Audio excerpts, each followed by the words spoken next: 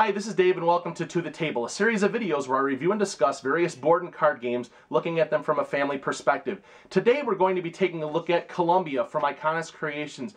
Now this is a game for 2 to 5 players where you are a woodland runner who is traveling down a river trying to establish trading posts and earning money by selling animal pelts. So you're going to have to trap animals and in turn take their pelts and get them to a trading post and make some money.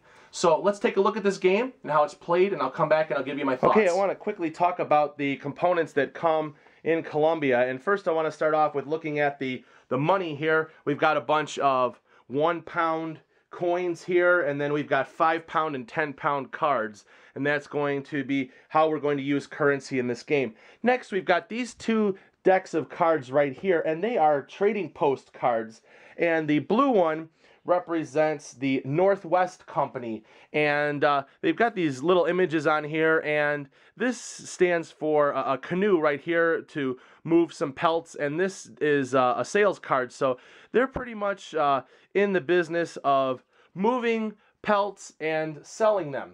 Now we also have the Hudson Bay Company right here, and this is a trap card right here, and you can trap the various types of animals here, and they're pretty much in the business of trapping the animals. So you've got those 2 things that are going to make up the main portion of the board and also used as a turn counter. Next, we have this big huge stack of expedition cards here, and they have various different symbols, which I will talk about a little bit more in the gameplay.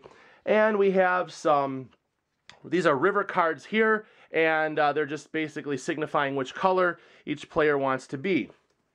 Now, we also have these cubes over here, and these are going to represent the animals, and then when they go into a trap, and then when they go into a canoe, what the pelts are. So the white ones here is wolf, the orange is beaver, and the black is bear. And then finally we have this little turn marker here, which is looks like a cottage.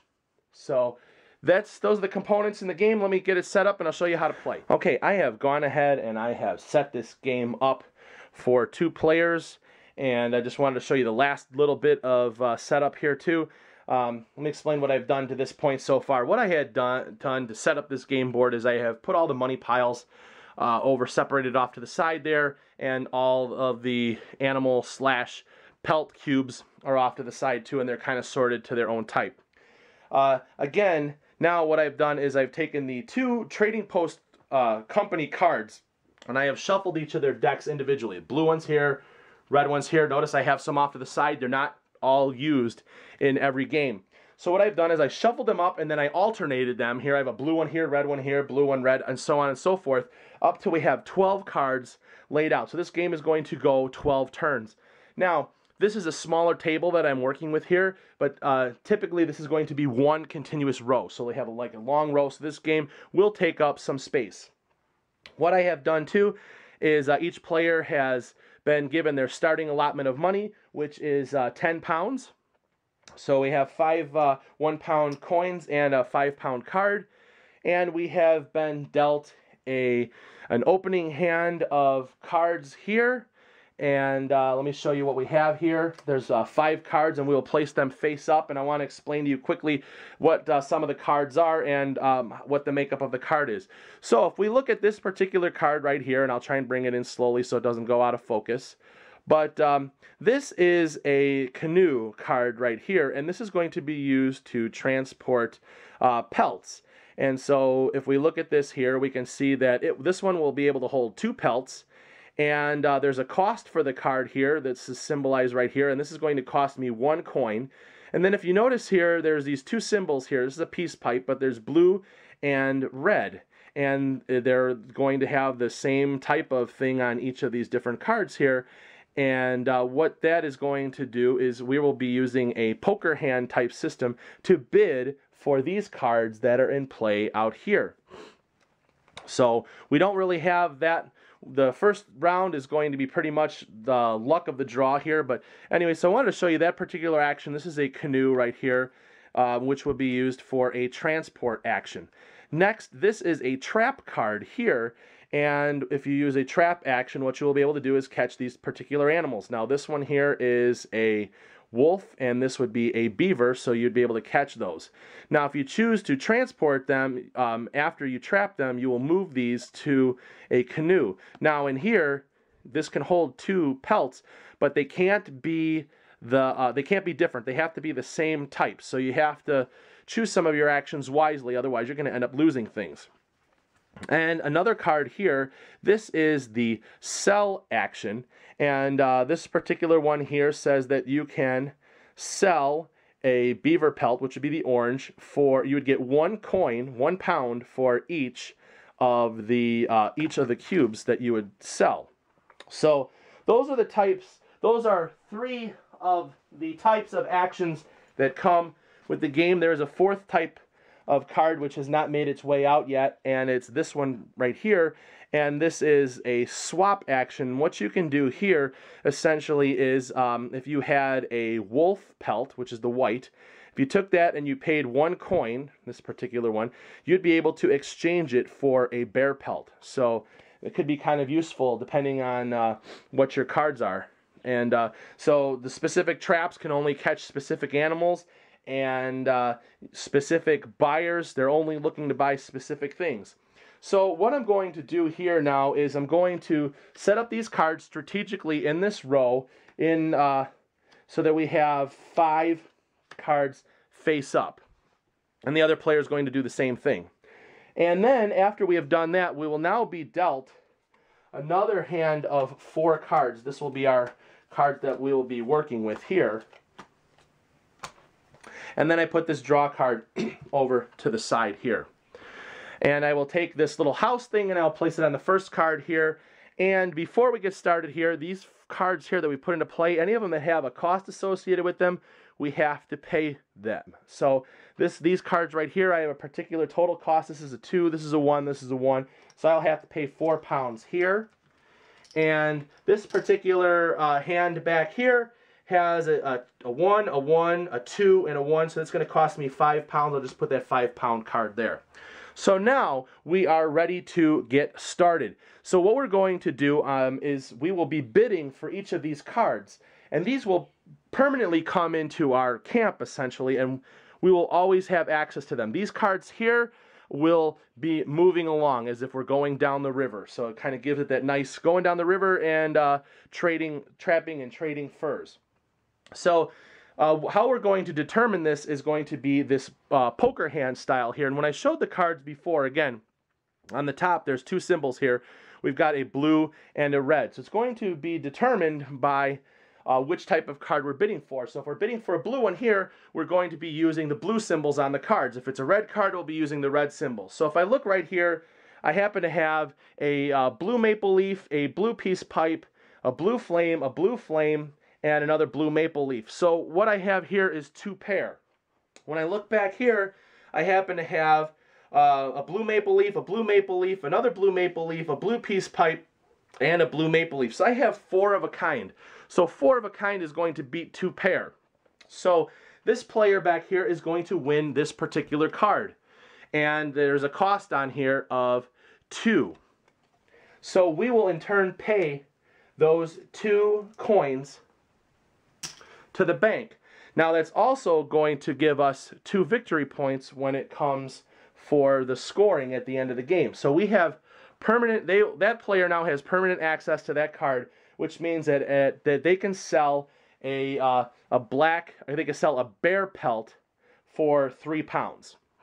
So now that we've gone through that whole particular phase, that beginning phase is the expedition phase, now we're going to go into the trading phase, and we can do 2 actions of the 4 that we can have. We can trap, we can transport, we can swap, or we can sell. And this is all done simultaneously, so everybody's kind of taking their actions at the same time. So giving the game a little bit more of that Euro feel where you're kind of worried about what you're doing with yourself here. So, for example, this player right here, we're going to choose the trap action, and we have to trap before we can put, so that we have animals to turn into pelts.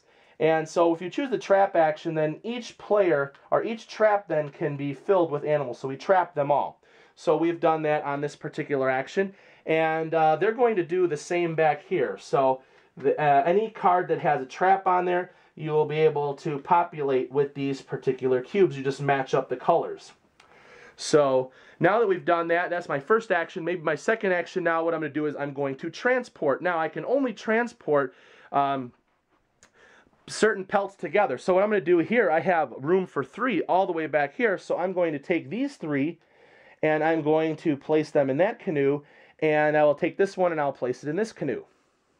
And they're going to do the same thing back here. They will, he will transport these 2 back here. Now, if I decide to move something here, then I run the risk of losing stuff, because what's going to happen is this whole thing is going to shift and move. So you're going to have to fill these up. Now I'm going to end up losing stuff anyways here, because I'm going to transport these 2. I might as well put them here. I want to leave this black one here because it's more valuable. So now I have emptied out my traps as much as I could, and we've each taken our 2 actions. So now it's going to go into what they call the winter phase. And so at the winter phase, what's going to happen is everything is going to slide down. This card will now become discarded, and these cards will slide down. This one here, it slid down, and you know what? Those pelts got washed away with this canoe.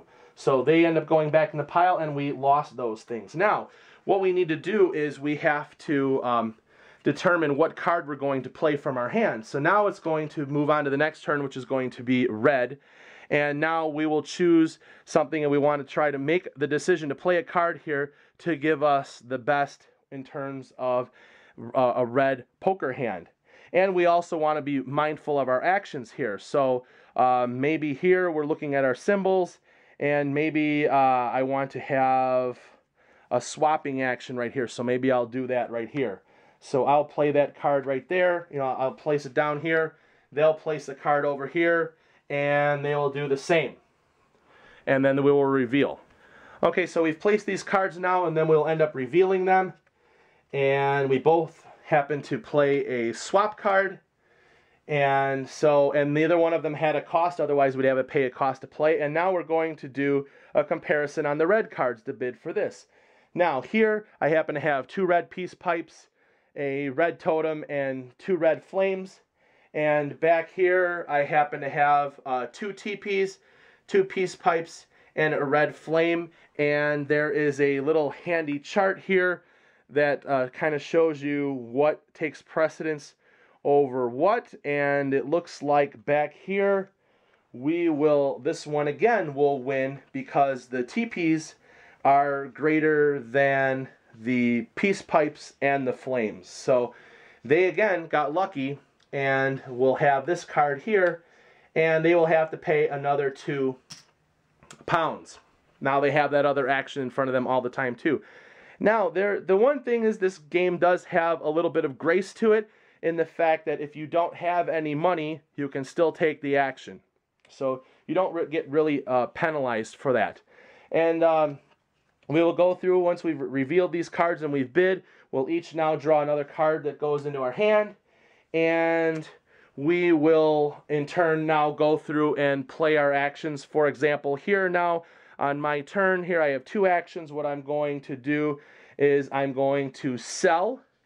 And so what I will do now, here I have a sell action where I can sell my beaver pelts and I've got 3 of them. So I will put these back over here, and I will in turn take £3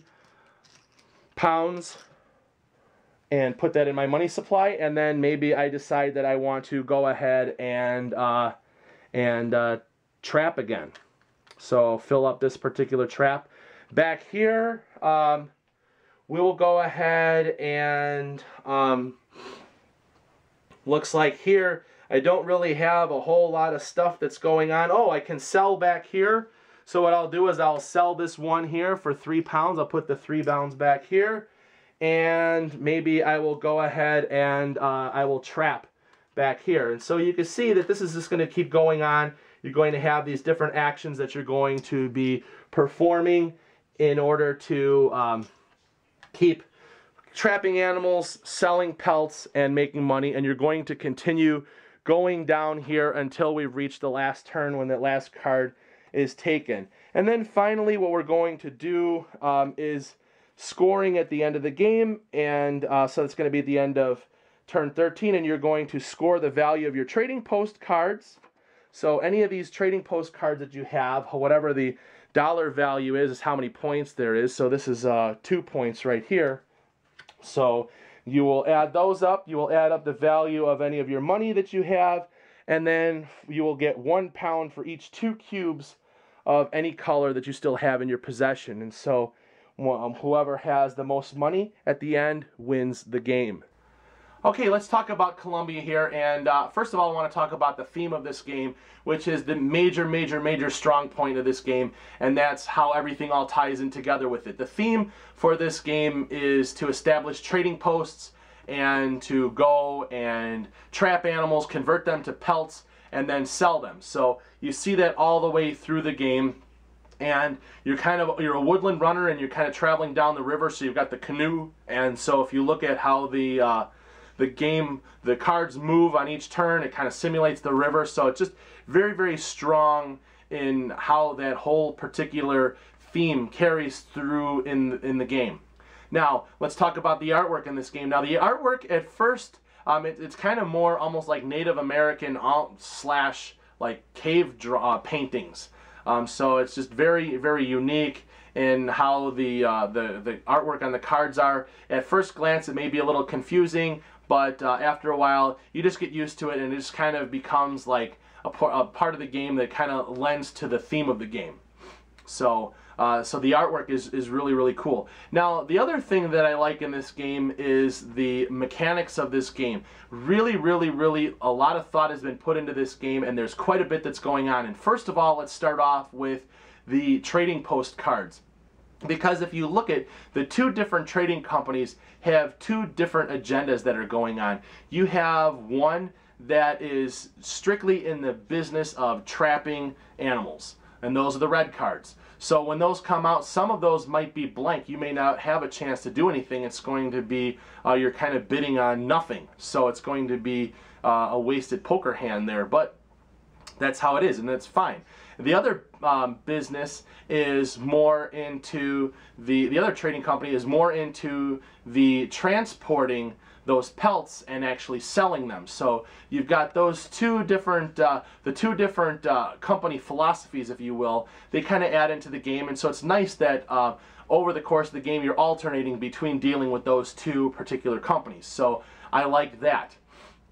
Now, the bidding mechanic for this game is really cool. You know, you've got the cards laid out, and you have a you're going with a poker hand essentially as your bid. So essentially, it is kind of an auction, and which cards you're going to play from your hand to make the best poker hand is kind of, you know, weighs against if you're going to try to win that, opposed to a necessary action that you're going to need to make money. So there is definitely some resource management there in how you're going to handle your hand of cards. And so I like the fact that that poker hand, it's just not, you're just not playing a card, you know, just whatever, because you have to think about it. Do you really want to get that permanent card there? Or are you in a pinch and you have to play a card in your hand so that on your next turn you can take some action so you don't lose something. So that mechanic is really good. The other thing that I like too is the fact that the cards at the winter phase where everything kind of moves out, and you know what? If you didn't get a chance to sell anything, you lose it. Well, you know what? Such is life in the western, like on the frontier essentially, and trying to deal with these pelts. If nobody's around to buy them, or you've got something that they don't want, sorry, you're out of luck. So that really, that mechanic really lends into the game very well.